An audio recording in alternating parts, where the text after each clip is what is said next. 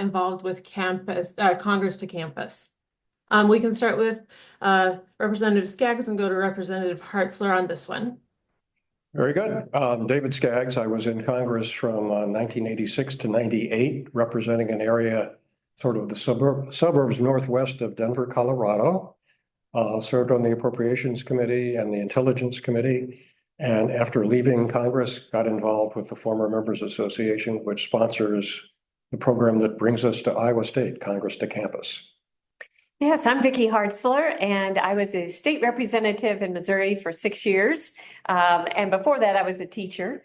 And then I was a stay-at-home mom for 9 years, and then asked to run for Congress and ran and served for 12 years from Missouri's 4th Congressional District, which is 24 counties in west central Missouri. And then I ran for the Senate, and that didn't work out. So now I'm on to new adventures. I'm participating in programs like this, as well as I was appointed by Speaker Johnson to the U.S. Commission on International Religious Freedom.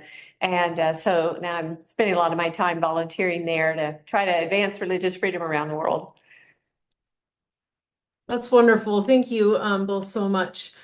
I want to just jump in and hear a little bit. So one concern we get from workshop members all the time is how to work with both sides of the party, how not to, fight with people, but actually collaborate. So could you tell us about your time in Congress and share your most successful examples of bipartisanship and collaboration that you experienced? Yeah, we've been kind of taking turns, so I guess we keep doing that now. So the thing that comes to mind for me right off the top is a bill that I worked on with Representative John Garamendi from California. We're both on the Armed Services Committee, and it was a bill to make sure that our men and women in uniform did not receive their medicines and vaccines and things from China.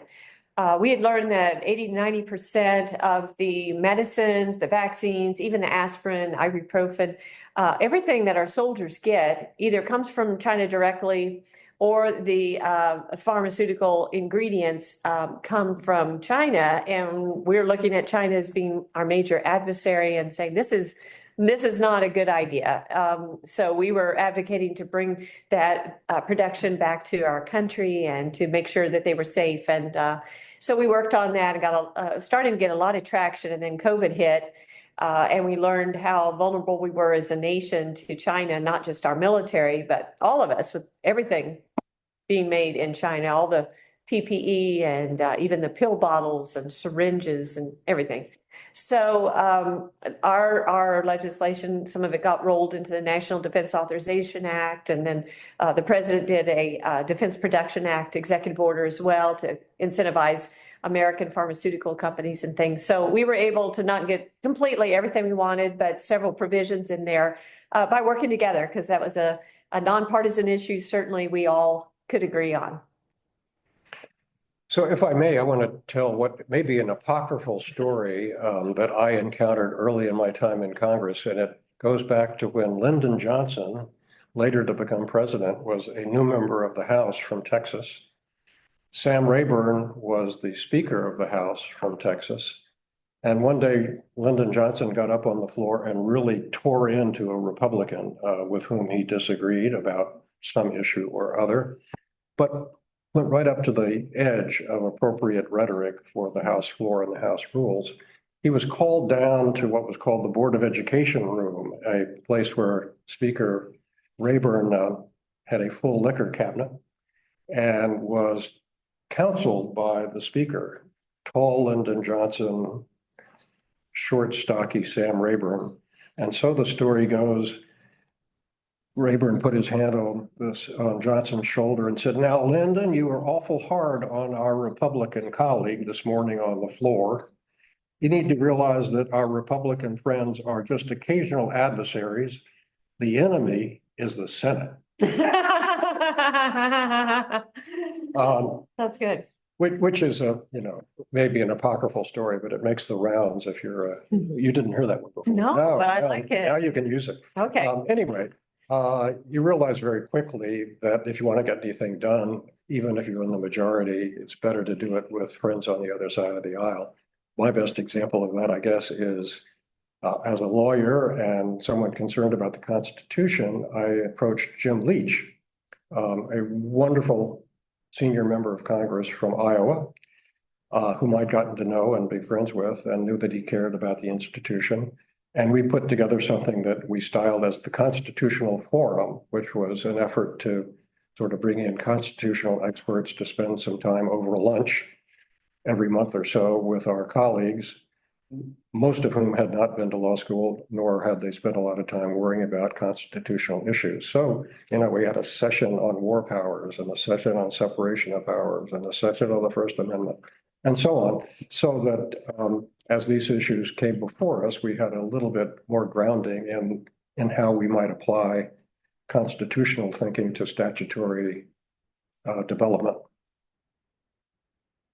I feel like if those had been taped, we could use them all over the nation right now. That's wonderful. Okay, so how did you go about building meaningful working relationships with colleagues across the aisle, and especially in today's polarized environment? What specific strategies would you offer our workshop members to be able to work in collaboration? It's pretty, human relations 101 is, you get to know people. And that takes some effort and some time.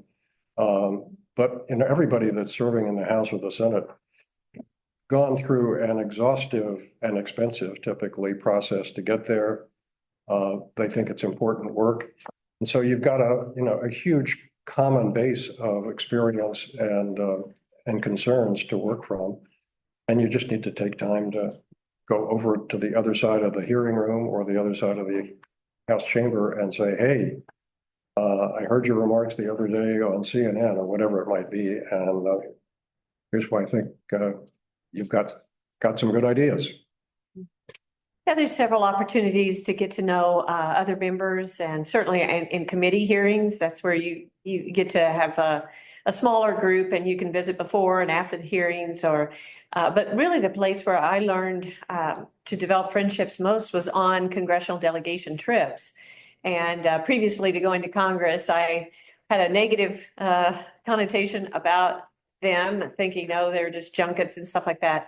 But then I came to realize they're very, very important because there's nothing like being on the ground and seeing things personally. I went on a lot of Armed Services Committee trips to meet with the military and other foreign leaders that we had a national security interest with or were allies. And so when you're with them several days on, you can just get to know them as a person. And so I encourage people, when you have opportunities to travel or to have a gathering, that's where you get to know and develop those relationships. Very important. And I agree completely. You spend a few hours with somebody in an aluminum tube and you get to know them. I like that. Okay, so when you worked on contentious issues, how did you identify ground members with the opposite party while staying true to your core values and your constituents' interests? Yeah, could you repeat that, please? Yes, when you were working on contentious legislation, how did you find peers that might not agree with you on everything but would work with you, and also stay true to your values and your constituents? Did that make more sense? Well, you generally knew where other people were on contentious issues, and you knew if there was somebody from the other side of the aisle that was with you on that. There probably weren't very many, but you would certainly work together with them and trying to advance things.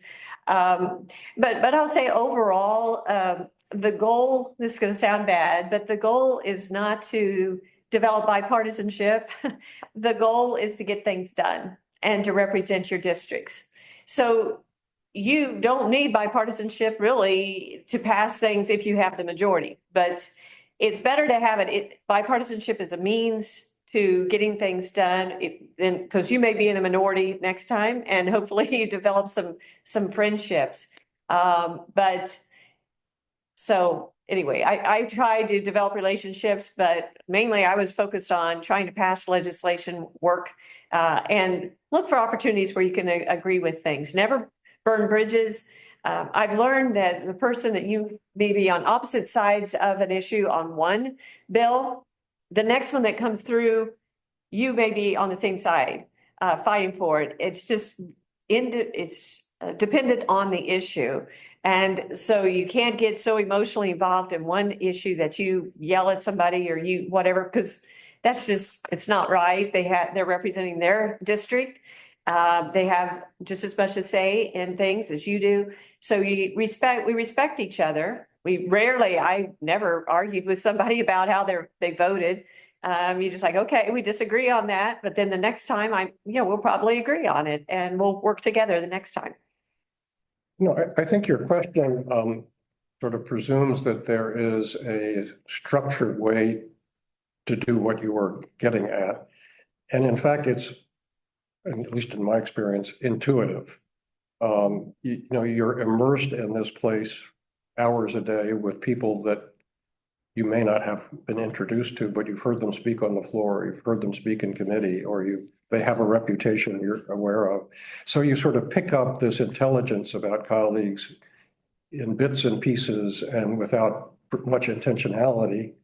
And then you come up with, as you put it, a difficult issue, and you have some sense of who you can go to on the other side of the aisle to try to make common cause.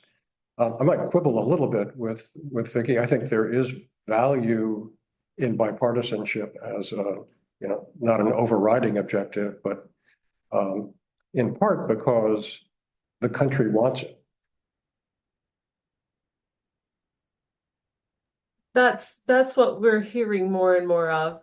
And it kind of, I think you're right. I was looking for tips and tricks that maybe you use to accomplish these goals, but you're right, there isn't a system in place to make it all great all the time. Yeah, thank you for that. On the same thing, kind of, how do you respond to critics in your own party who see bipartisanship as selling out or weakness? And how would you tell our workshop members to work with that personally? We're sort of alternating. It's your so turn, I think, I'll jump in. Well, I probably wouldn't put it quite so bluntly as to say you're wrong, but that's what I would be thinking when I was faced with that sort of thing. Problematically, I think for both parties, there is a sense among our base, whether the liberal Democratic base or the conservative Republican base, that working with the other side is somehow disloyal or heretical or some other pejorative characterization. In fact, it's essential if you want to not just get something done in the near term, which sometimes can happen just with people that agree with you if you're in the majority, but something that has some staying power, policy that is developed with input from both sides and works its way out of the middle of the political spectrum is much more likely to stick around for a while. Yes, I would just, try to push back, and I got that a lot. If I worked with a Democrat or on a bill, and like, what are you doing? Are you caving or selling out or whatever? But I think I would just push back and say, well, do you want to get things done or do you want revenge? I mean, the purpose of being there is to try to get things done. And so it makes sense to partner with like-minded people, whether they're an R or a D, to move things forward.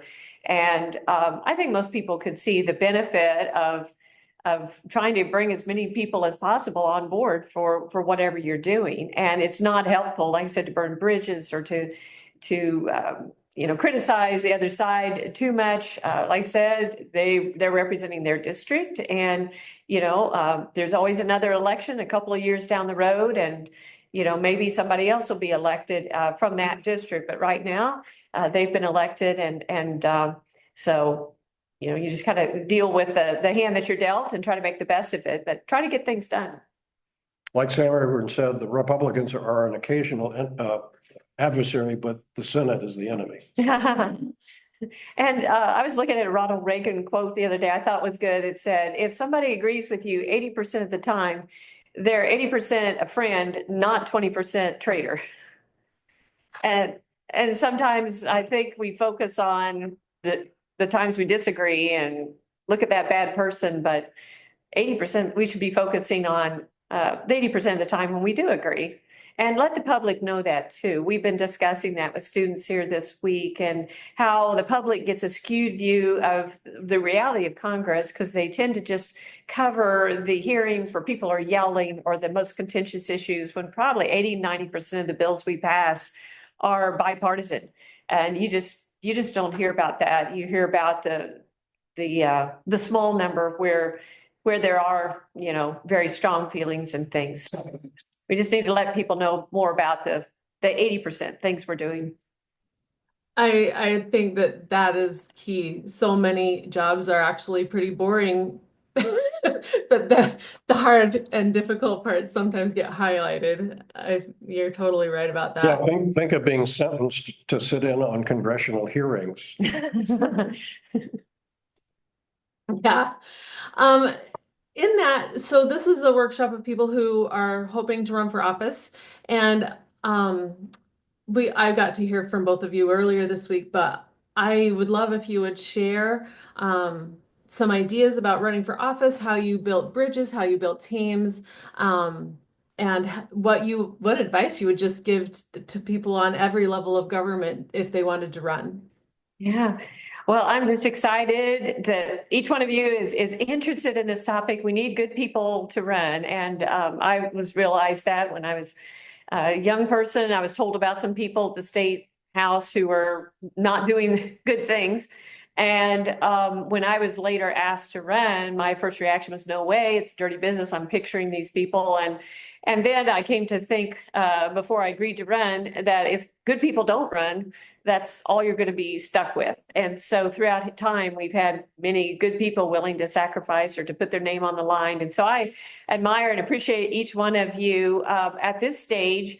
I think you should just be doing what you do best, and that is caring and leading and making a difference where you're at. So when that opportunity does come to run for whether it be school board or county commission or state rep or whatever, you've already built up a history of an experience in leading an organization or being president of this or the chairman of this food drive or whatever it is. And in so doing, you've established your credibility, you've established a track record and a network of potential people who'll be willing to partner with you. So campaigning is almost a full-time job. It's a lot of work. I will say, shameless plug, I wrote a book called Running God's Way, Step by Step to Successful Political Campaign.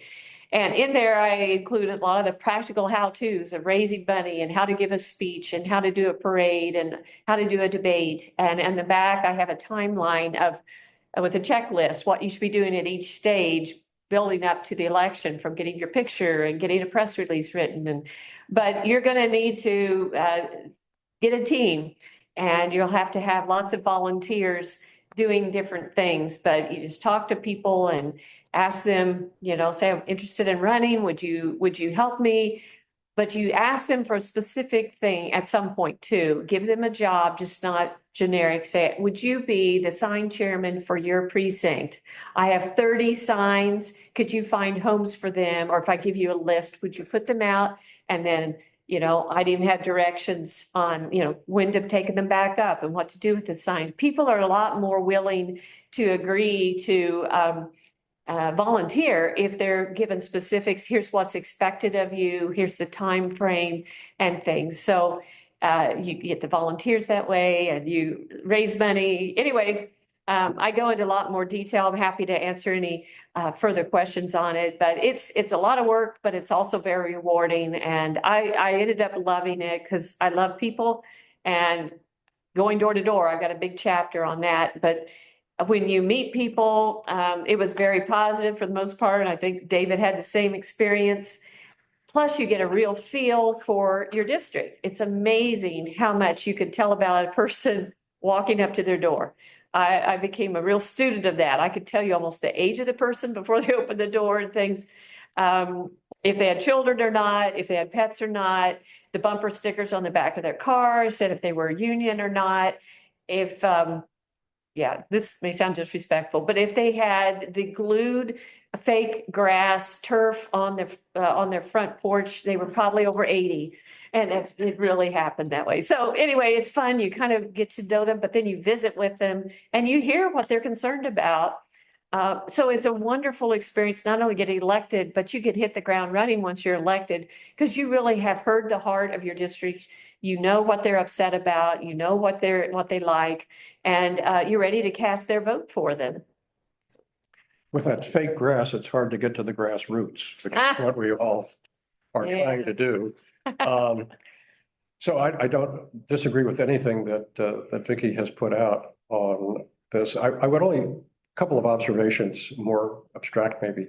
You want to get elected, people have to trust you and they have to understand you. And ideally, they might even like you. So on the trust you part, it's important, and I think this is sort of classic advice or well-established advice, is get involved in your community so they know who you are. You've demonstrated a commitment that tells them that this is somebody I can trust. Develop your oral communications skills, which are daunting for some of us. You know, to be able to stand up and explain to a group of voters, why are you running? What do you want to do with this job? Without sounding too ambitious or too nerdy or, you know, whatever it may be. But they've got to get a handle on why it is you're doing this, which is to most people unnatural behavior. You know, why is this individual willing to get involved in this stuff anyway? Why is it important? And to do all of that in a way that is authentic, where they don't think you're just, you know, spieling off a campaign speech, but you're talking, and I've learned from Vicky, you know, talk from the heart. And I would add, first thing you do is make a campaign plan. And that's in the book, but that's one of the things you do in the campaign plan. That was one of the hardest things for me, was you write down in 1 or 2 sentences why you're running for office.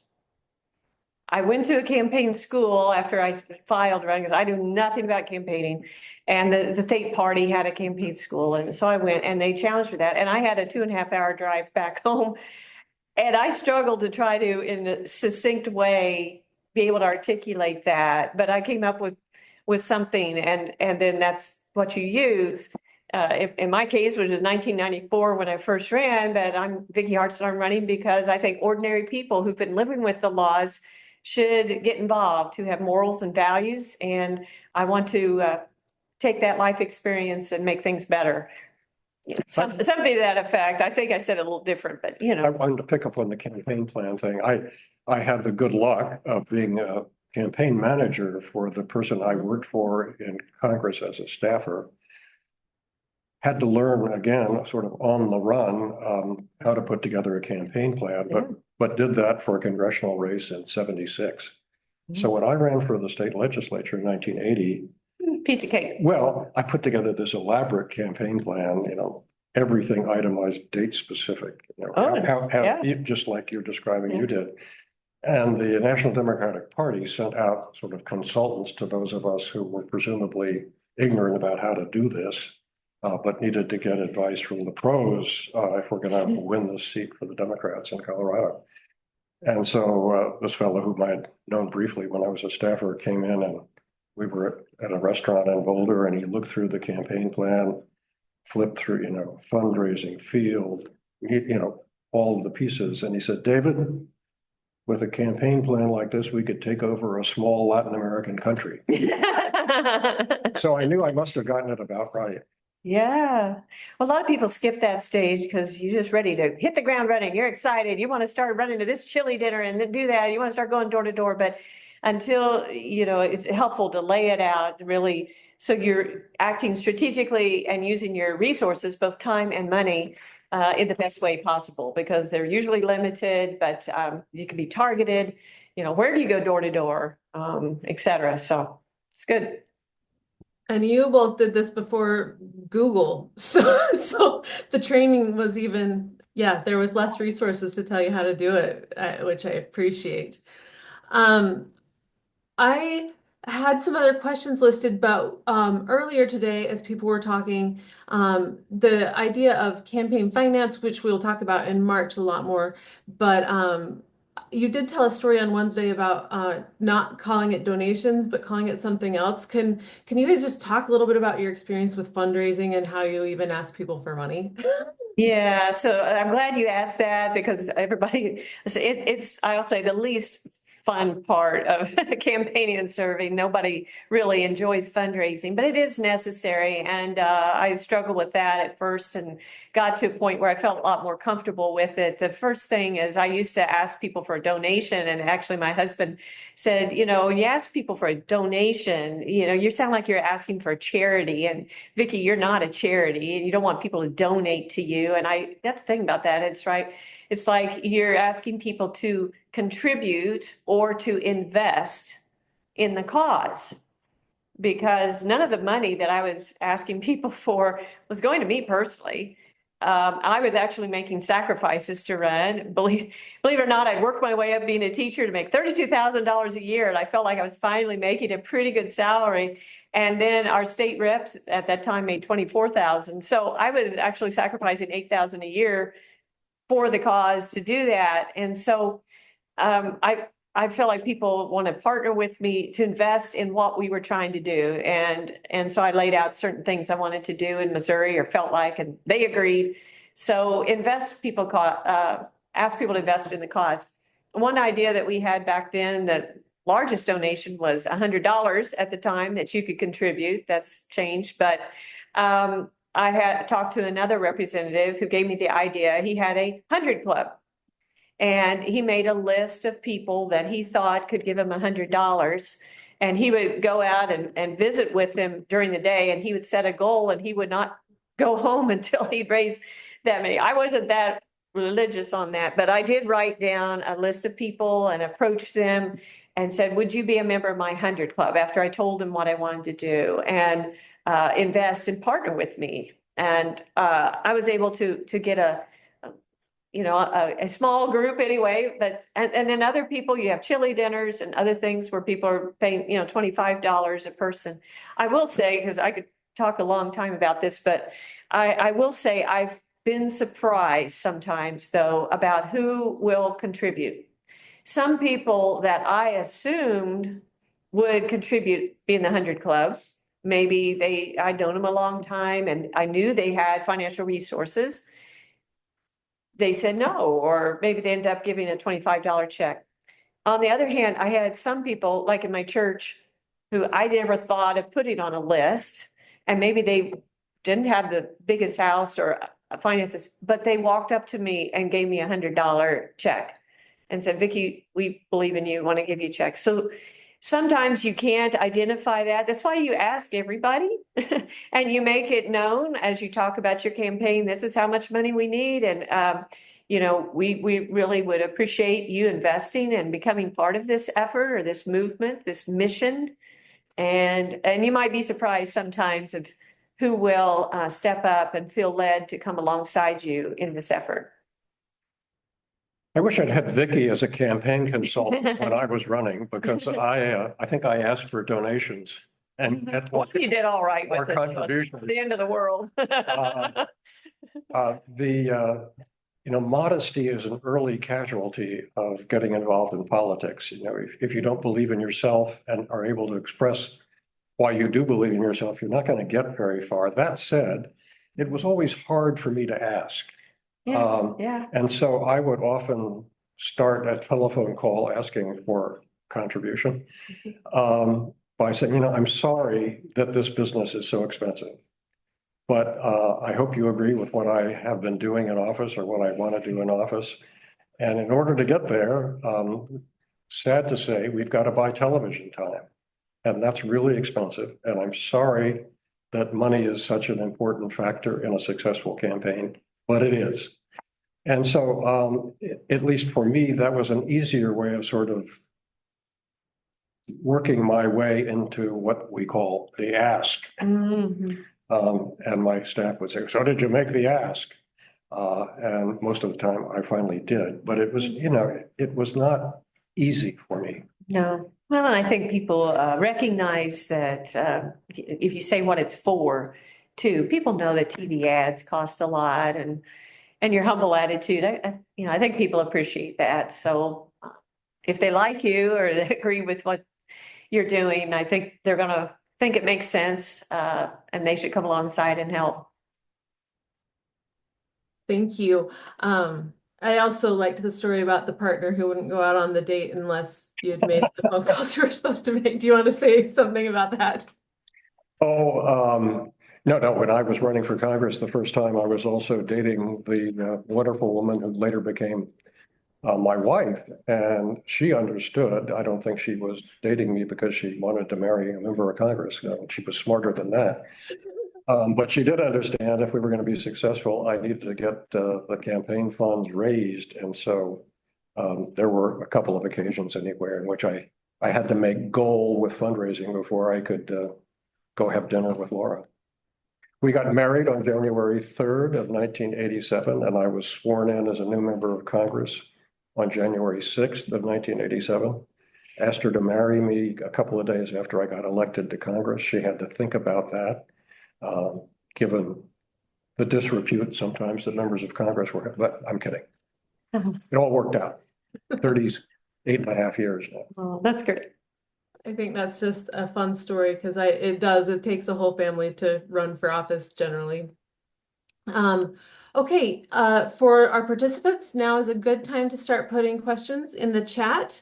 Or if you would like to talk, you can raise your hand and I will try and capture that. But go ahead and start asking questions, and I will just ask this while we start. 28 participants. I know, I saw that. While we start gathering questions, what advice would you tell first-time candidates? Just if you could give us somebody advice sitting at a table. Well, I think I touched on some of that already, which you're in the communications business if you're running for office and if you're holding office. You either have to persuade people to support you with their votes to get elected, or you have to persuade colleagues to go along with proposals that you may have while you're in office. So developing those communication skills are absolutely essential. You may be brilliant, you may have a wonderful personality, but if you can't express yourself well and succinctly, it's really tough. Now, that's really true. I would say it all comes from the heart. So caring is the basis of leadership. So you got to show people your heart, but you got to be smart too. And so study on the issues, know your stuff. You need to know it better than your opponent. And you need to know the problems as well as the solutions so you can articulate that and you can practice that at home. I think our economy is really going through some rough stages, but if we would cut taxes and if we would help remove some of the regulations so that we could grow our economy, those two things right there, I think would be very helpful. And those are some things I want to work for if I'm in office, So think through what are the issues, what are the solutions, read up, know your stuff. And like I said earlier, you need to lay the groundwork by being involved now. Look for opportunities where you can make a difference right where you're at, and then use that as a springboard to run. Thank you. Does anybody have any questions? We've got a quieter group this afternoon. Okay, somebody says it's great to see you again, Vicki. She was a guardian for Heartland Honor Flight when you were in office. Oh, that's wonderful. Good to see you again. You know what that is then. That's good. Oh, absolutely. They take the flights of the veterans to Washington, D.C. to see the memorials, and I would try as much as I could to meet them there in D.C. And it started off mainly World War II veterans, and then over the years, sadly, those number of vets declined and became more the Korean War vets and Vietnam War vets. But it's a wonderful organization. They raise money to be able to do that experience. So great to And there's your question. see you again. Okay, my question is, I can read, what tools, techniques, classes do you use to hone your communication skills? Any mentors in the pursuit of seeking office? So as a teacher, through the just teaching and getting that education degree, every day, every class, I had to hone those skills of taking and reading a lot of information, consolidating it into a digestible form and, presenting it. And but there's Toastmasters. I've never taken it, but I've had a lot of people say it's absolutely wonderful. And it's a little classes that you can take to help with your speaking skills. The Dale Carnegie courses are great. So you might look into those types of things, but certainly in the organizations and things that you're in, that's going to give you opportunities to speak in front of groups if you're the president of the Rotary Club or whatever. So look for those opportunities too. Did I have any mentors? Well, there's a lot of people influenced my life, but not per se, but I picked up the pieces here and there. I remember years ago when I was a young teacher, only taught a couple of years in my 20s, visiting with an elderly lady who was involved in Farm Bureau, and I was in Farm Bureau then, a farmer. But she was involved in a legislative PAC supporting candidates. And I told her I might want to run for office someday and any advice that she would give me. And I think I was actually in college, yeah, because she said, I would advise you not to major in political science. Because then nobody wants to elect somebody just because, hey, I want to be a politician when I grow up. Fine, and very rarely are you in office your whole life. It's not a career, a lifelong career. It's just a season.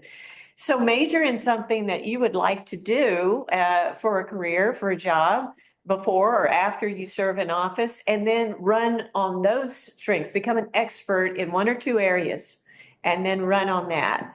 And I took that to heart. I became a teacher. Of course, I've been a lifelong farmer, married a farmer. So when I was asked to run, I ran on, I'm a teacher and a farmer, small business owner, and I want to take those things I've learned to make our schools even better because I've been in the classroom and I know and I care about kids. I know farming. And so I know there's a lot of farmers in our area and I want to take that. I'm one of you. I want to go and fight for you. And that worked very well. So become knowledgeable and in a certain area. And when you run for office, use that as a springboard. Just on the tools question, I assume there's a debate club here, and there probably is a debate club in high school.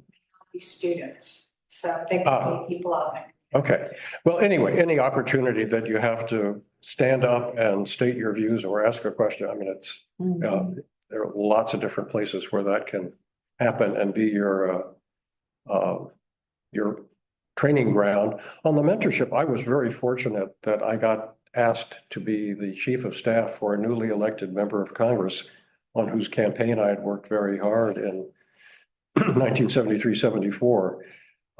And Tim Wirth, who was elected and was my boss and mentor. And Tim was also an educator. And so he saw both the job as an educator for his constituents, which is a critical responsibility we have to go home and explain what's going on and why, but also a educator with regard to his staff, which I was a member of, and being willing to be patient and trusting that I had enough sense to figure stuff out that he trusted me to do and would correct me if I screwed up, but encourage me if I didn't.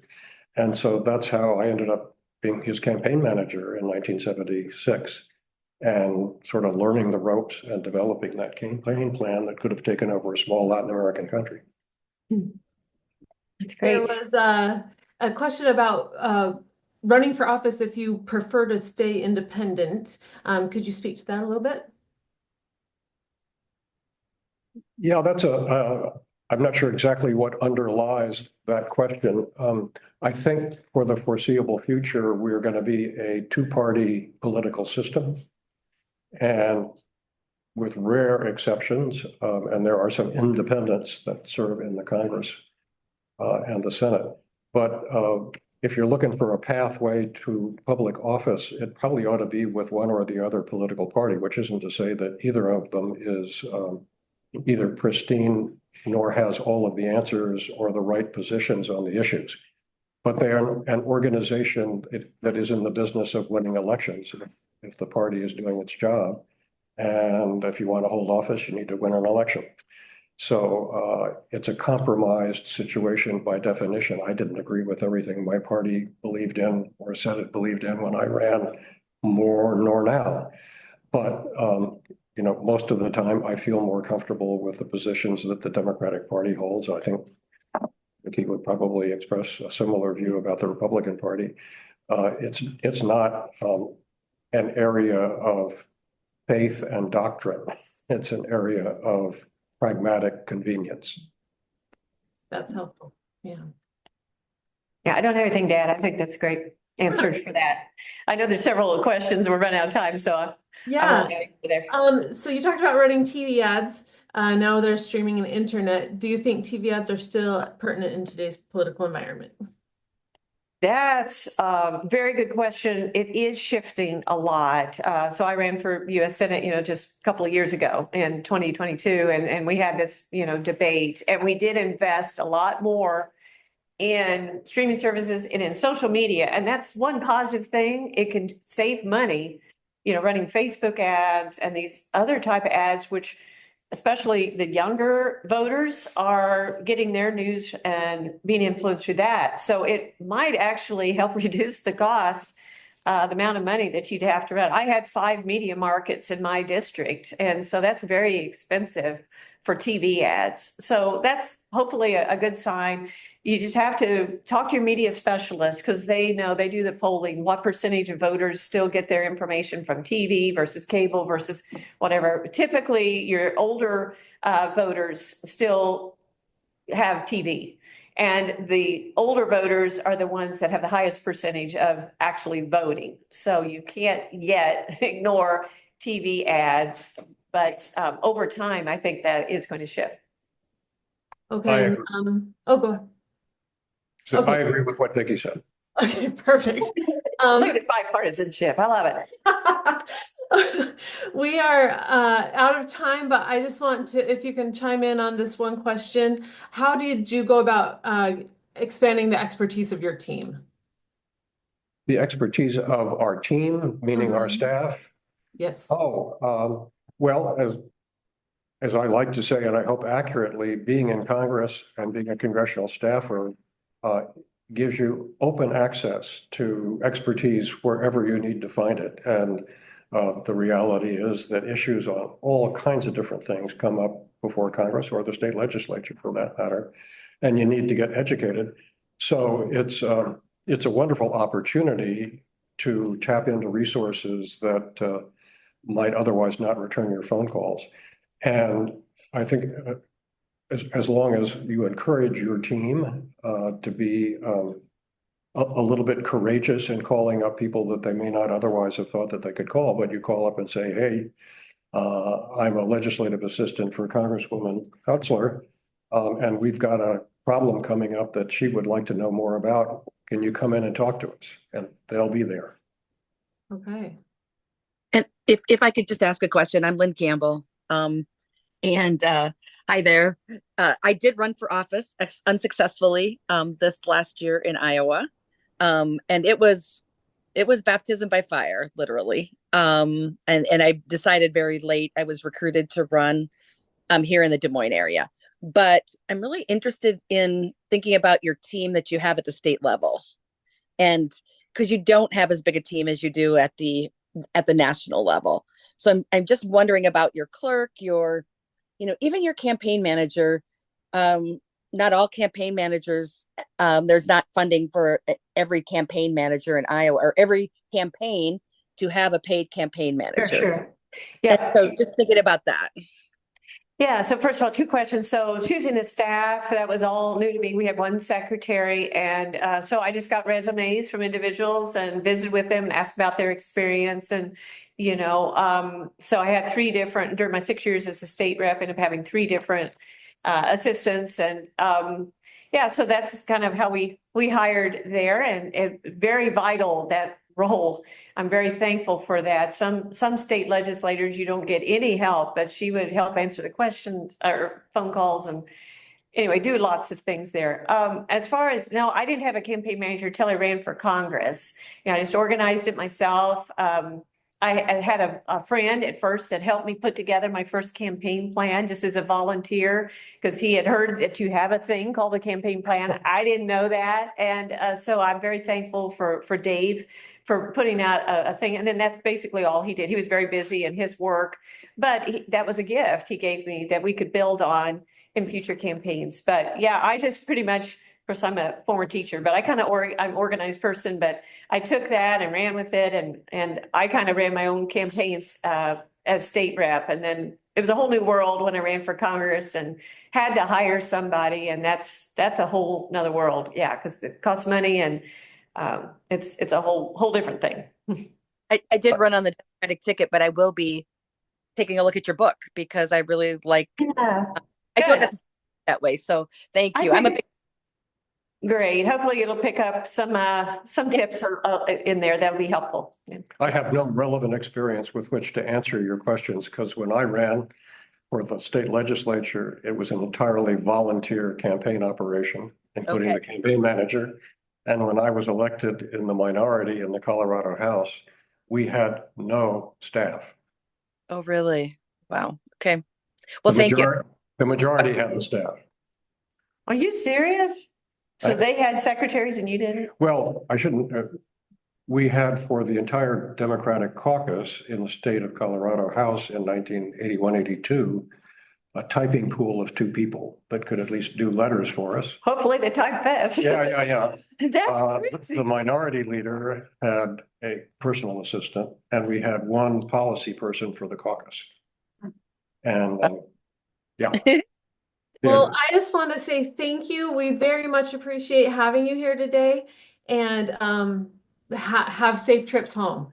Yes, thank you so much. Best Thank wishes you. to all of you.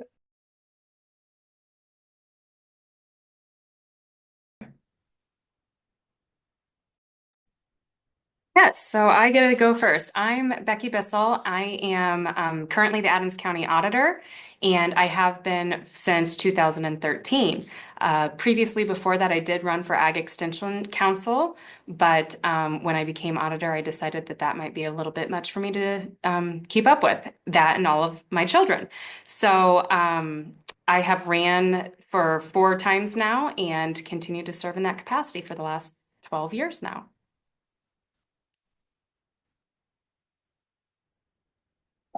Let me go third. I'm gonna pull over. Okay, I'll step in. I'm Gloria Betcher. I am currently the Ward 3 council person for the city of Ames, Iowa. And I have been on the Ames City Council for the last 10 years, serving as the Ward 1 council representative for 8 of those 10 years, but then being redistricted and running again. So I have run for office, let's see, 3 times now. And I have not run for any other offices prior to that. My service with the city of Ames and in various capacities was on appointed boards or commissions. And so I have limited running experience, but a unique experience, I would say.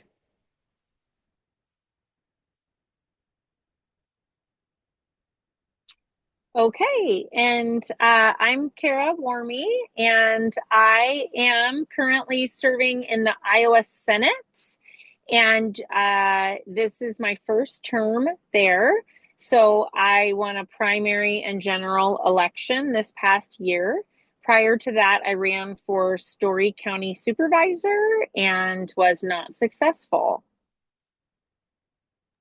I think it's so important to hear the stories of both successful and unsuccessful runs because it's rare to succeed your first time. And I just feel like we should know that it's okay to run and not win. Okay, for this one, we'll go Kara, Gloria, and Becky, and then Kara, we can get you back on the road and you can just chime in when you have a story. Also, please don't get in an accident. Okay. Yep, So, I'm pulled over. I'm looking, here's some lovely Iowa farmland. Yep, I'm good. perfect. So research has found that one of the biggest challenges to getting more women in office is that women are just less likely to run. You all decided to go for it. How long did you consider running before you made your decision? And what was the turning point when you decided to go for it?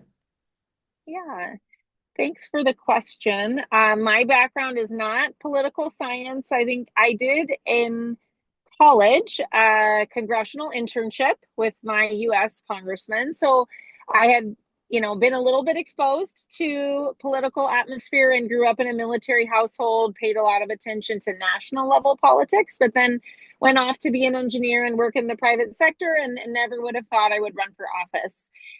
For me, COVID really shifted things of just wanting, I had been working remotely in the private sector and I wanted to engage in the local community. So left my job, got a substitute teaching license, was working with a lot of nonprofits, and people started mentioning the county supervisor role to me. So I think as I asked around, how could I bring my business experience to help the community? It was people making that suggestion that it was something that I consider. And then interestingly, what helped me to finally make the decision to run was a tragedy. There was a shooting in the parking lot at my church. And that was just a moment of realization of how important leadership and community is.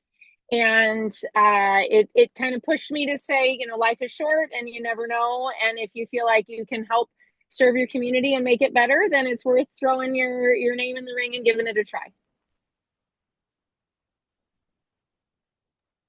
So I had absolutely no political aspirations. I am an English professor at Iowa State, and I generally enjoy history. So I was serving on the Historic Preservation Commission for Ames for about 8 years and chairing it for 7 of those years, and got very involved with the city, sitting through an awful lot of city council meetings during that time.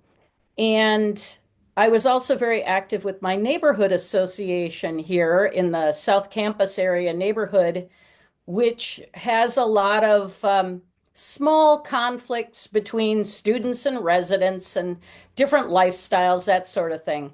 And so I really wasn't thinking about running for office. I did do Ready to Run back in 2011 maybe, and people were saying, "Oh, you should run for office. You've got a lot of experience with the city." And I kept saying, "No, I'm not a politician. Politics is a viper pit. I have no interest in running for office." And actually, then when the city council election came up in 2013, and every seat on the council except for one was up for election, people were very scared about what could happen with that election because the potential was enormous to have a vast shift in direction for what the council was doing. And neighborhoods were very concerned about what was happening to them and the quality of life. And so people talked to me about running, and I agreed. And now I can't seem to get off council. So I think I'm here for the near term anyway. And I've enjoyed it. So very similar situation for me. I was working in the private sector. I did not have a political background at all. I moved back to my husband, who I met up at Iowa State, back to his farming community in Corning, Iowa. Very small. We're the smallest county, and it was more of a job for me. It was an opportunity for me to have a little bit more flexibility with our growing family. So in 2012, I had a board of supervisor come to me and ask me to run. He was a good family friend of my husband's family, and my grandparents lived in Corning for the later years of their life. So people knew who I was and who knew my family, knew that I was a decent person, I guess. And then I didn't have long to decide because the current auditor had primaried and she was going to run, and then she decided to retire. So I was actually nominated by convention with the Republican Party, and I had an opponent at that level as well. So I had to, give my speech then as to why they should select me as their candidate, and they did, thankfully. And then I ran in 2012 against a Democrat and who was a male, and then also an independent who was a male. So I was also 9 months pregnant with my third son. So to say that I had some odds stacked up against me was that's putting it mildly, because the Democrat candidate who was running against me, he had been a former county supervisor, and so he had more experience than me in county government. But what they didn't have was my can-do attitude, right? I have this, and I don't know if it's a curse, but I always am constantly asking, why not me, right? And I'm not really sure where I got that from, but when people ask, hey, would you be interested in doing this? And I do my research and I think about it, and then I say, yeah, why not me? Why shouldn't I go for this? Why shouldn't I better myself, better my community? Since being in office, I absolutely love having the ability to be a voice for people. So not only a voice for Adams County, but then I've also worked up the ranks in the executive board for the Auditors Association. And last year I served as the president for the Auditors Association. So it opens up a lot of doors for you to get involved. And again, not a political person, but you can't really escape it when you're in these positions either. So. I really love the example about caring for something and then jumping in, like all of that just feels really significant, especially for people who are thinking about running. Okay, we won't keep the same order because we're just going to let Kara jump in whenever she can. But I want to know what experiences you had that prepared you for running, and both of you talked about being encouraged by others, and that's huge. And are there organizations that you would recommend people to talk to others who have had experience running? Well, like I said, I had experience with boards and commissions. And so at a local level, if you can get involved in a board or commission, you can learn a lot about how a municipality functions or how a county functions. And so I always recommend to people, if you're thinking about dipping your toe in, maybe going for something like city council isn't the place to start, but start with a board or commission to learn more and to maybe focus your interest a little bit more initially.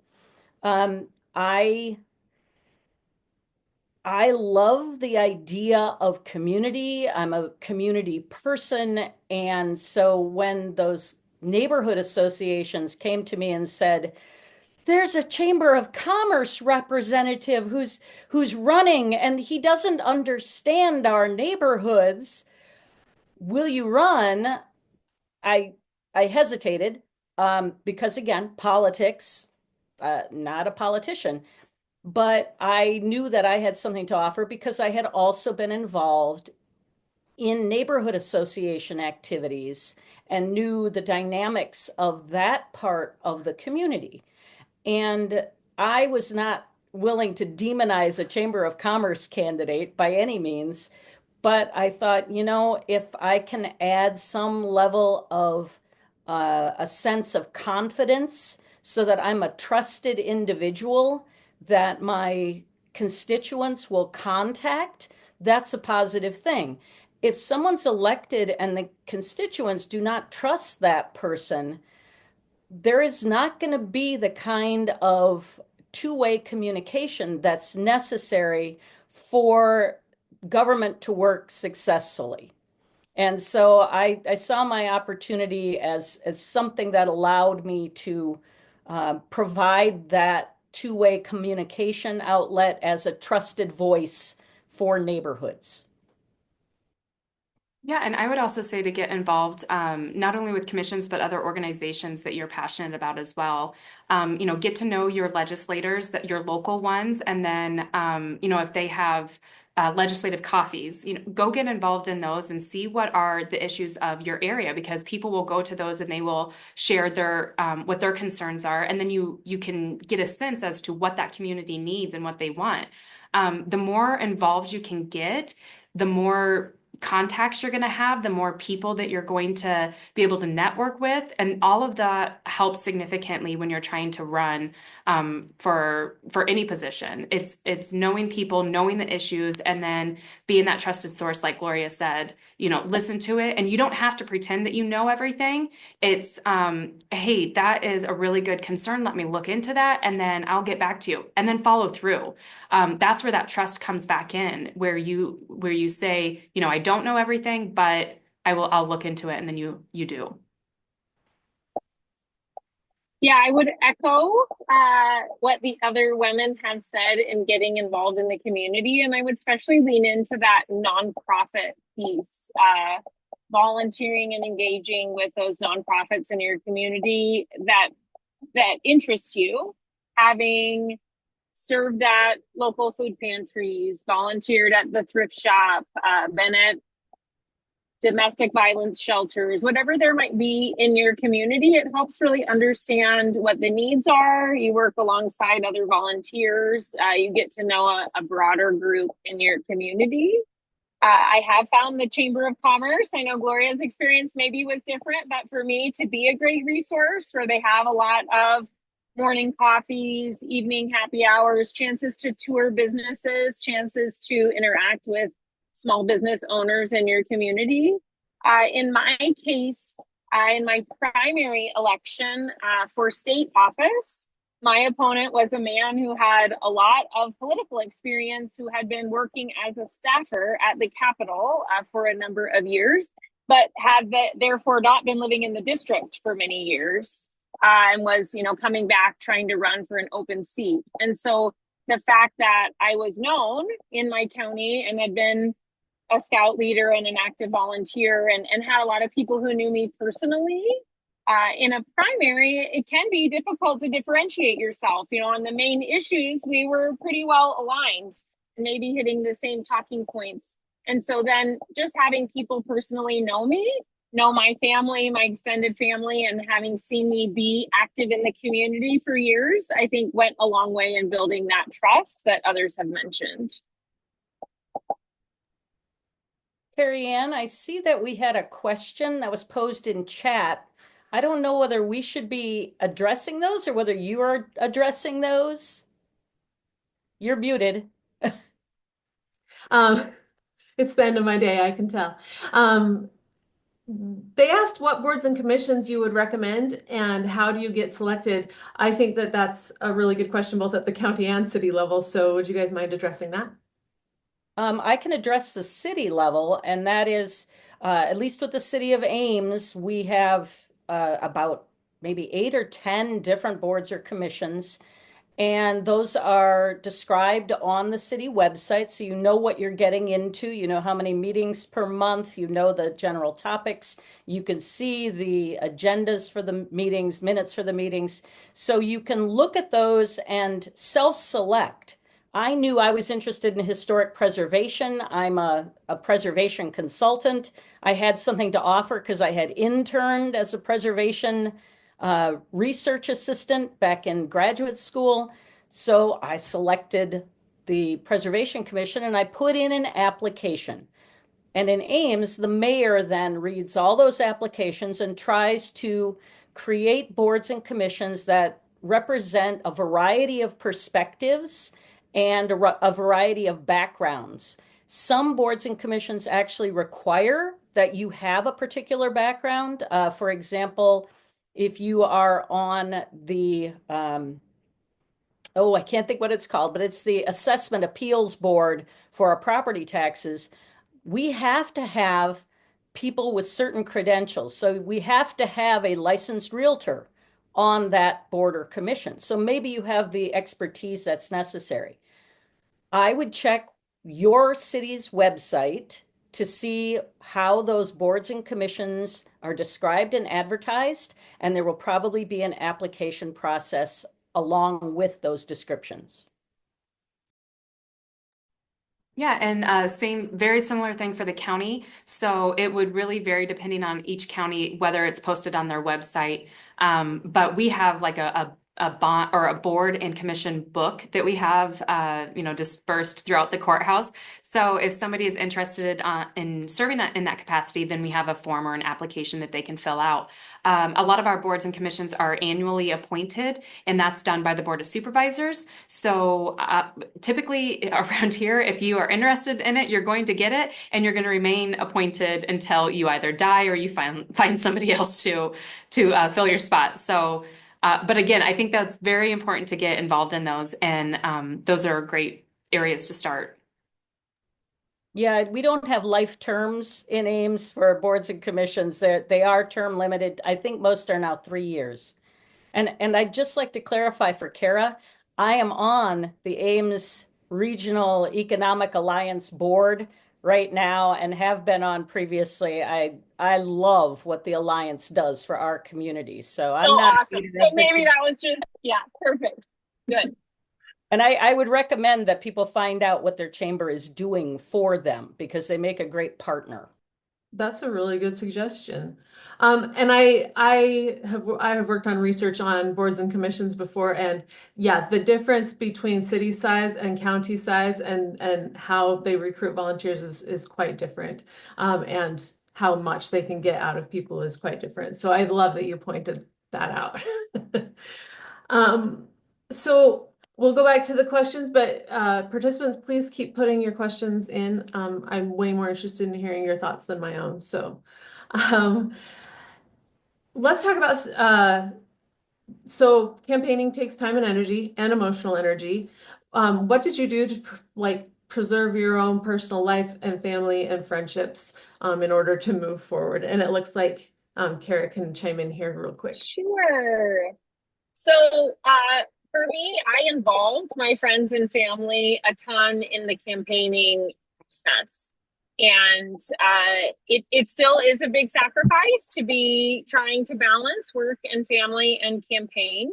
But it made it more fun if we were doing those things together. And so, campaigning is often happening in the summer. My daughters and their friends and the members of the scout troop I was leading, as they volunteered and their parents were okay with that, loved walking in parades and throwing candy. I loved learning how to canvass and go door to door, and also really enjoyed going to all the different community festivals and town days and things like that. And so that was great for just fun new activities to do with my family and friends while at the same time campaigning. So we had bright red t-shirts that made us distinctive, and we would show up in mass, and then you could just sort of be there and be present, and people who wanted to talk to you could talk to you, but otherwise you were kind of experiencing and just soaking in what that event or community had to offer. And I didn't have to feel like I was giving up my whole summer with my family.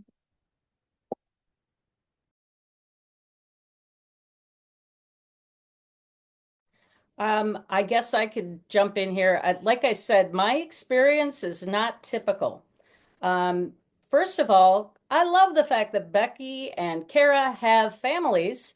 I have a husband, and he has, for the last 15 or 20 years or so, been living elsewhere most of the time, teaching at universities in northern Iowa or in Nebraska. So my time was quite often my own. However, at the start of the campaign season, I had an unfortunate encounter with a bat and ended up having to have rabies shots, which gave me vertigo. So I knocked 2 doors during my campaign because I couldn't walk up and down a street without getting the vertigo. And I had my team out door knocking for me while I did forums and other public appearances where I could be seated and I could talk to people that way. So that was not typical at all. I had heard so much about the importance of door knocking. I was really afraid that that was going to significantly impact my ability to campaign effectively.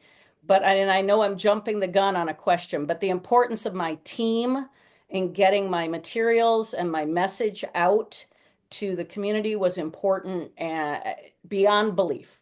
And I will say I had it easier than Kara because I had a ward in Ames, which is only about maybe 18,000 people in one restricted area.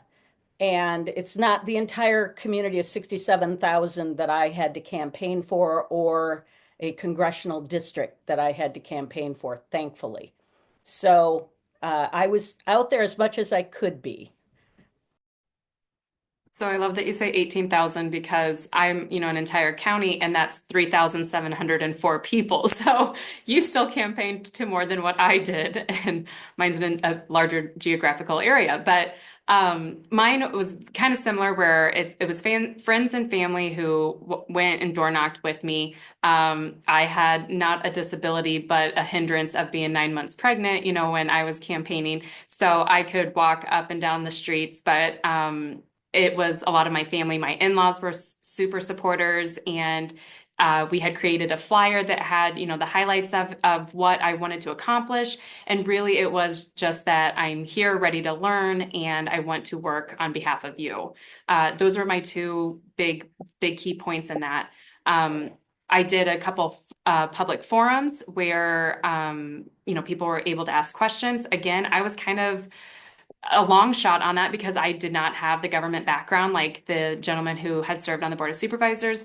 But again, I was just really eager and willing to learn. And I think that people could see that, and they were excited about a fresh set of eyes on things, and somebody who was willing to kind of jump in and get to work. And so I think my can-do attitude shone through. And just a little funny side note on this, when I was at my public forum, I had to give signals to my husband because I was actually having contractions, and our third son was born the next day. So there was a lot going on. But for me, with that first campaign, I really had to go all in on it because my current employer said that they needed to replace me as soon as possible. So not that there was anything against them, it was a business decision, but I did not have a job waiting for me if my campaign was unsuccessful. So that was a very motivating factor for me, that look, I need to have a job to support my family. And so that was probably the biggest reason why I went all in on my campaign. Sent out mailers and had the flyers made up. We did the parades, anything local that we could do and get involved. And then again, we did the door knocking. So that was really that was obviously what helped and made me successful. One other thing I would add in terms of trying to maintain that balance is I think all of us who are willing to serve in office are hard workers and want people to know and see that we're hard workers. And so it can be hard to delegate to other people, but letting other people do things that they can, and you focusing on the things that really the candidate needs to do, right? So all of us have mentioned forums or talking to voters, being at doors when we can, those sorts of things. So having volunteers deliver yard signs or stuff envelopes or other behind the scenes things, and being willing to accept help on those things so that you are more available for the things that only you as the candidate can do. I also think if you're in a stage of life where you're connected to high schoolers or even just reaching out and calling, high schoolers are always looking for silver cord hours. And I had a lot of high schoolers volunteer on my campaign, whether they were stuffing letters or doing lit drops or different things like that. So they're often looking for opportunities to volunteer. I can confirm that. Oh, sorry, Carrie Ann. I was Oh, no, go ahead, Gloria. That's great. just going to say that one thing Becky brought up, I think is important. She is in a position where that is her job and her salary is attached to that job. And you can correct me if I'm wrong, Kara, but I think both of us get a certain amount of money, a stipend, for doing the work that we do, but it is not our primary salary. And we're both doing other jobs, or at least you used to be doing another job. Yeah, so you're right, they're all different. And so this is a good panel that they put together, knowing to show variety. So in a state office, I'm working full-time for the state from January to April. So some state legislators would try to keep another job up, but all you'd have available to do that is Monday morning and Fridays. So I'm on a leave of absence from the nonprofit where I now work for January to April, and then I'll start back into that full-time job in May. So different ways to do it, but you're right. That is different than a county office that becomes, a full-time job. Well, and I'm in full-time in my job at Iowa State as an English professor. And I made the mistake once of calculating how much I made for serving on city council just for meetings and not any of the preparation or any of the other activities, but just for meetings. I believe when I first started, I was making $3.25 an hour. So if you're in this for the money, you go the route that Becky has gone, because you can actually make a living wage doing that. But I wouldn't recommend it to anybody if you think you're going to make a lot, because public service is public service. Yes, and even though I make a salary for sure, and it's a good salary for our area, you have to love what you're doing or it's not worth it. So I really appreciate all of those insights. We had a question about where Kara's district is. She's in Story County. Is there more than that to it, Kara? Yep, I have all of Marshall County. Okay. So I'm almost to the middle school, and I'll get parked and be able to turn on again. But yep, so I'm all of Marshall County. I was just at Marshalltown High School teaching an IJAG class and had to get back in time to get my daughter from Ames Middle School. So hence the drive. But I have the rural parts of Story County. So Ames city limits is represented in Vermont, and I have most of the rest of Story County. So each state Senate district is about 60,000 people. Okay. Thank you. I don't see any other questions, but again, if you all want to ask questions, please put them in the chat. I wanted to talk, all of you were talking about your teams or the people that you work with. Can you talk a little bit more about how you chose your teams, what kind of jobs you gave them, and how you get over that whole feeling like you need to do everything yourself feeling? I can start on that. Mine was all family and friends who volunteered. So my campaign was rather small. I never did have to form an official campaign through the Secretary of State's office because it was done underneath the limit. So I still do not have a campaign registered at all.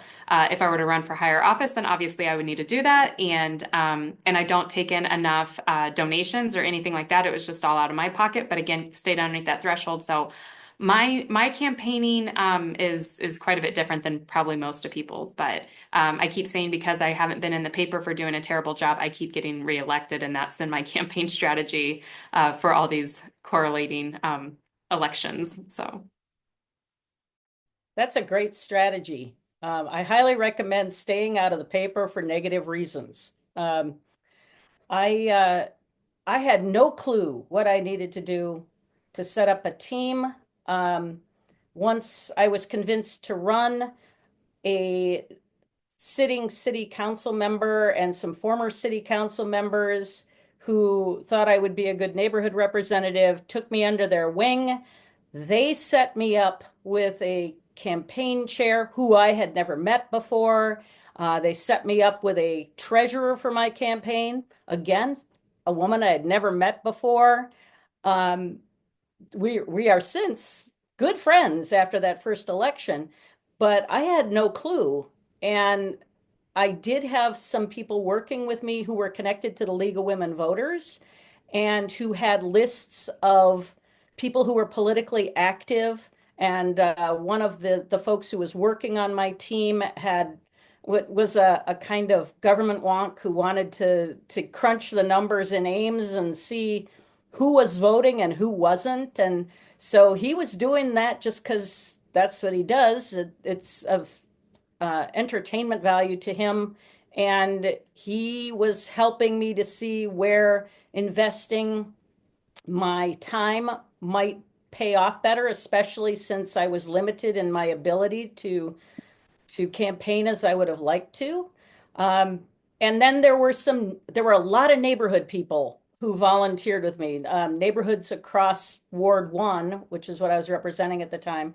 So pretty much all parts of the city, if those people had encountered me in neighborhood situations, they wanted to work for me because they wanted to help get a neighborhood person elected. And I had no family members campaigning for me. I had very few what I would call close friends, but I had a lot of these close associates from the neighborhoods who were putting in time for me. So it wasn't that my family and friends from afar were putting a little bit of money into my campaign, but they were not out there campaigning with me because they mostly weren't in Ames. So again, it's great that we have a variety. So yes, when I ran for county supervisor and at a state level, did have a campaign registered with the Secretary of State's office and had to have a treasurer. And in my case, it was and still is my best friend, who also was the treasurer in the scout troop I had started and had some experience in financial things from a business perspective, but no political experience. So we both learned, tried to learn the rules, keep ourselves out of jail, understand how it worked. And it was really great to have that be a close personal friend. Running for county supervisor, I did build a traditional campaign cabinet.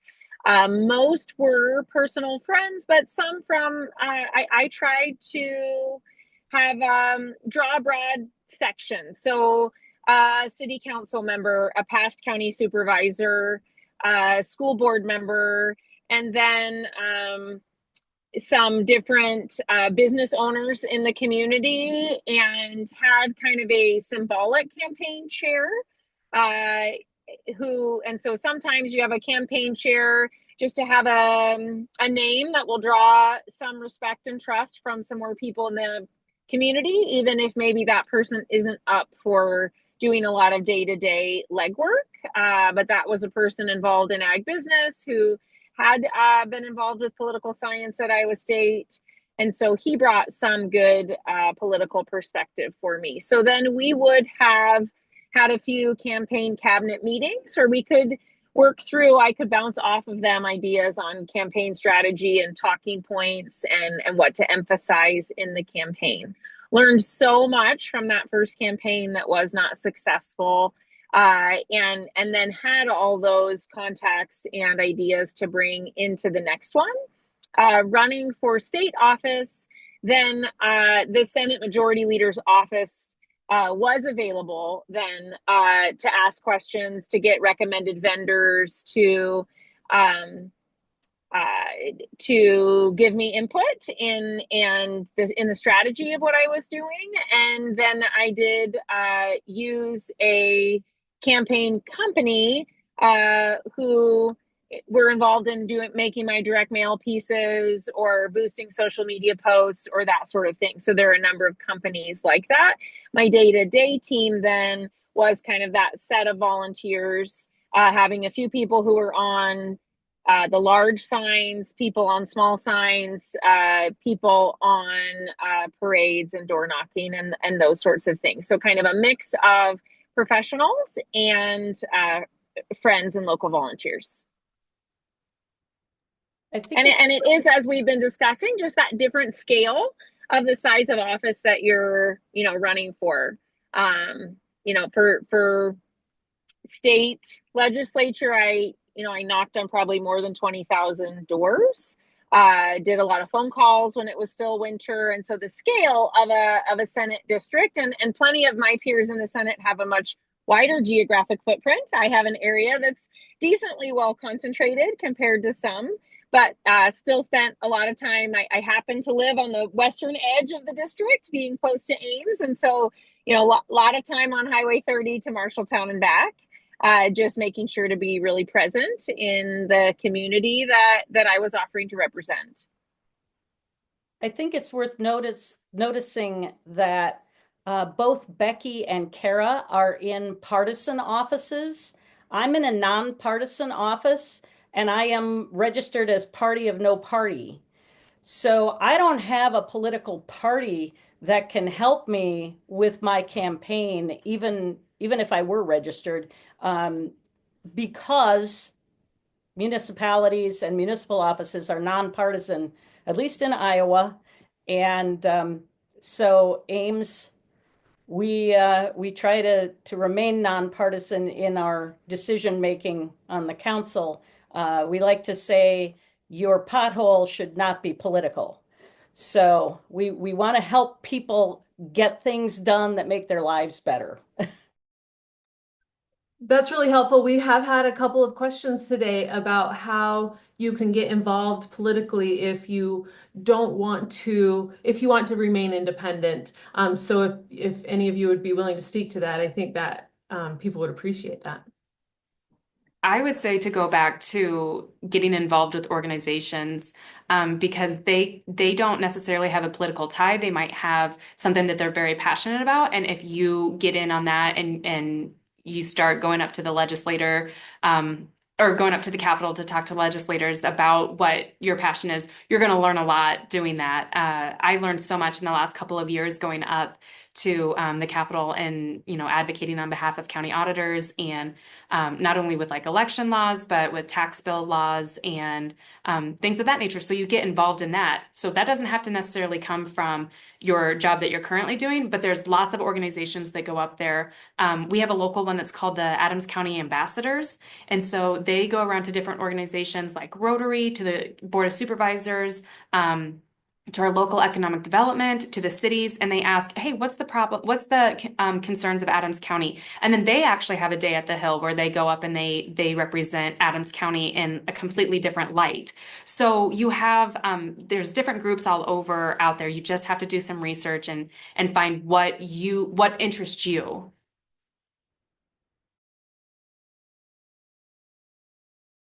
I think those are excellent suggestions, Becky. I had the opportunity to be the interim executive director of Preservation Iowa. And so I spent some time up on the Hill lobbying for REAP funding and other kinds of funds that would support culture and humanities in the state of Iowa. And I wouldn't have had that experience were I not a member of a 501c3 instead of being in a political office. And now, when we have Ames Day at the Capitol, I have the opportunity to go, but it never meets my schedule. So I depend on those folks from Ames who go to show off our wonderful community to leave positive impressions and to get our message across to those like Kara who are down in Des Moines. Yeah, I love those ideas. And one other piece I would add as just a way to maybe dip your toe in the water is that subcommittee meetings for every bill that's suggested in the House and the Senate side are open to the public. And so you can watch for a piece of legislation that is on a topic that interests you. You can drive to the Capitol, or those meetings are all available on Zoom and you can call in and speak. And I would say that's pretty rare that someone who isn't a lobbyist or part of an association participates in a subcommittee meeting. And it's really refreshing to those of us who are legislators when we have people from the community reach out rather than someone who's paid to advocate on behalf of a group. So either of those steps, it gives you a chance to see the process and decide maybe at what step of the process you think that your gifts are well suited to serve. And it's helpful to people who are trying to make laws to have that input of how you think that the proposed piece of legislation will impact you. We've And heard a to- lot. Oh, go ahead. Oh, sorry, to piggyback on that, the legislators are making decisions based off the information that they are given. So if you don't speak up and tell them, as either a resident or as an auditor, as whatever capacity that you feel passionate about it, if you don't speak up and tell them what your thoughts are or how it might affect you, positive or negative, they don't know. They just simply don't know. So yeah, speak up on any topic. That was so important. I'm glad that I'm glad I didn't get to interrupt you. Okay, if you have questions, again, please put them in the chat. I will ask this one last question and then we'll just see if anybody else in the audience wants to speak out. But this is a good chance for the people who are presenting to give advice to up and coming politicians. So what advice do you wish you had been given and what advice would you give now?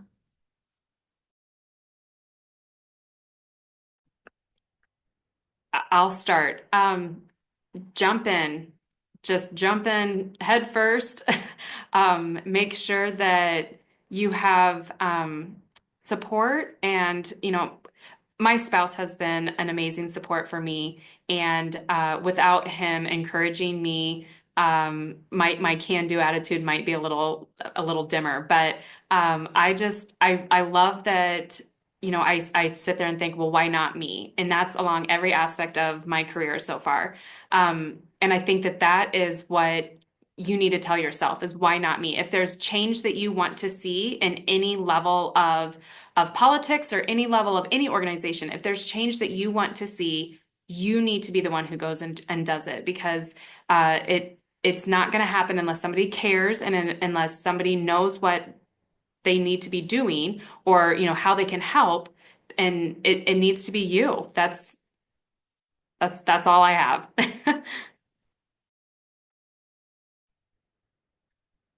I think because women are less likely to step forward, it really is important that you jump in rather than second guessing whether you should jump in or not.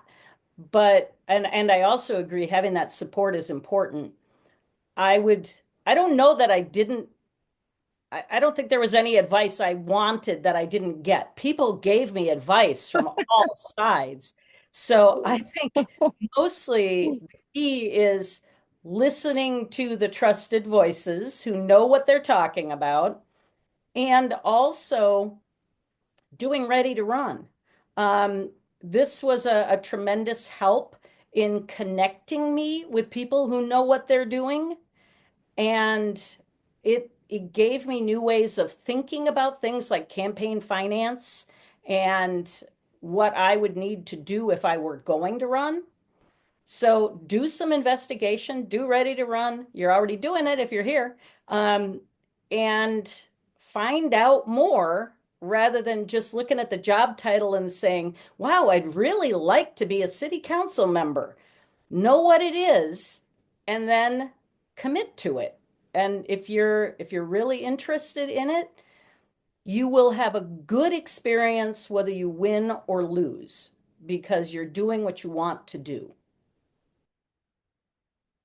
I agree with Gloria on a good experience, win or lose. Now, don't get me wrong, losing an election really sucks. And it's a very public and embarrassing thing. And you feel like you let people down because so many people invested in you and did all that work. No one else said that to me. They didn't say I had let them down, but it's hard to not feel like that. And yet, I'm a person of faith who believes things happen for a reason. The number of very successful public servants who lost one or many elections, everyone is happy to give you all those names after you lose an election.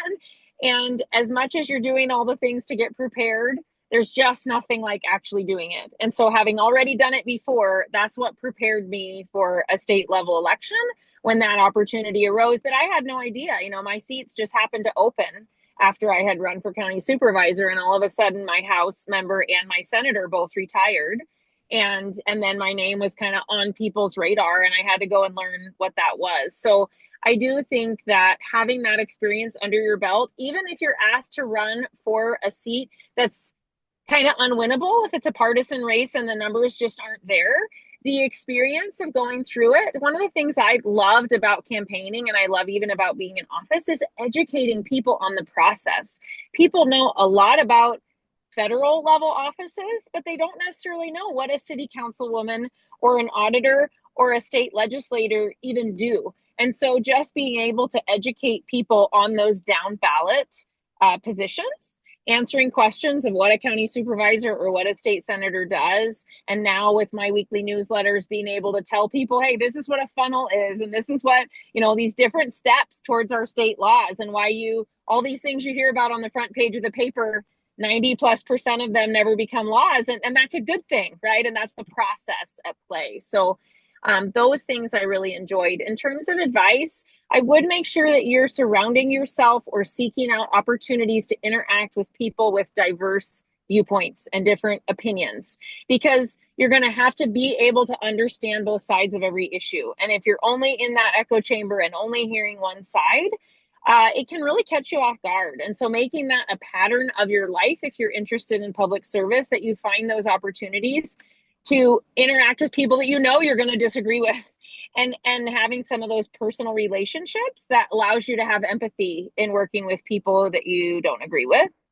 And I would add to that you don't have to have firm positions on everything. Different people, you go into public service for different reasons. I'm a person who wants to educate, who wants to communicate, tell stories, bring people together. It's not my priority to, set positions on a whole bunch of things. And public service is a lot about listening. And even when you're out knocking on doors, it's amazing how often people don't ask you what you think on most of the issues. They just want to tell you what they think and have you listen and smile and say thanks and give them your flyer and keep moving. And that's even true now at the Capitol. As I talk to 10, 20, 50 people a day, they made their drive down. They want to tell me what they think. And then I'm going to take that incorporate what I hear and learn from everyone else, and eventually make my decision. But I don't have to tell them what I think right there in that moment. They're there just for me to listen and take that into consideration. I saw there was a question in the chat about the commute, and there are a growing number of women serving at the Capitol, which is awesome. I hosted a women in government breakfast last week, which was bipartisan to gather women from the House and the Senate with a national organization. And yeah, I'm lucky enough to commute and to see my kids for breakfast and some nights for dinner. But a lot of people do stay down at the Capitol Monday to Thursday. So in general, you start like noon or 1 on Monday and you finish by noon or 1 on Thursday. So it is, a few nights away from home, but people get an apartment or a hotel and stay down there. A lot of retired people have their spouse as their clerk. So you do have a paid clerk. And so a lot of folks who are later in their career, older, I would say, actually, I don't know of any women who have men as their husbands as their clerk. It's a lot more men in office with a wife as their clerk. But people who have their child, their college age student or even an older child as a clerk. So there's quite a bit of family involvement. But I think folks just make it work. I mean, I heard a female legislator talking about giving birth during session and being in the chamber with a newborn. And so you can make it work. If your kids are little enough, they could be there with you. If they're older, it takes a village. And if it's important to you and the need is there, then I think you can make it work. I think my daughters have learned a lot and grown a lot from having this experience with their mom. So it's a sacrifice, but it also is a really neat opportunity for them. There was one quick question about clerks, but we're out of time and I want to be respectful of people's schedules. So if you can stay and answer that would be great. Anybody who needs to leave, we totally understand. And hopefully we'll see you back here in March. But everybody, thank you for coming. Okay, if you can stay and answer that would be great. Yeah, I'll answer quickly. And so you apply. Clerks can come by personal if you know someone who's in office. So clerks need to be college age or older. There are pages who work at the Capitol as a high school position. For me, there were applicants when you apply with the state. You can say you want to work for a Republican, a Democrat, or it doesn't matter. and I interviewed a few candidates, and I ended up with a person who was a personal reference. She's a Grandview student who knew someone at my church, and it's been great. You can volunteer to help. People do sometimes take on interns. I know Annette Sweeney's been in the Senate a long time, has been mentoring me. She'll have a clerk, but then she'll also have an intern that she hopes is her next clerk. And I did go and shadow Shannon Latham. So I talked to almost every female in the House and the Senate before I ran. I told you I was choosing between the House and the Senate. Both were open. Went down and shadowed for a day with Shannon Latham, who serves in the House. That was really eye-opening and helpful. So I think a lot of us who are there would be happy to have more of a one-on-one conversation if that's something you're thinking about. And you're welcome to, my information is very publicly available, but also you're welcome to get it from Carrie Ann if you need it. Thanks, guys. Yeah, and I wanted to much. chime in on this as well Oh, yeah. with to get involved with the your county auditor. You're also your commissioner of elections, and so ask them about the process as to how to get yourself on the ballot. There's multiple ways to do it, so get familiar with that. And then also the Secretary of State's office has great information as to what you need to be a candidate. So go research that as well. And I'm just going to add one thing. I noticed in the comments that we had a comment about school boards and the fact that school boards are also elected positions that are not paid. And I just want to thank anybody who steps into public service like that without any remuneration. And thanks for doing it for our kids. Thank you all so much for being here.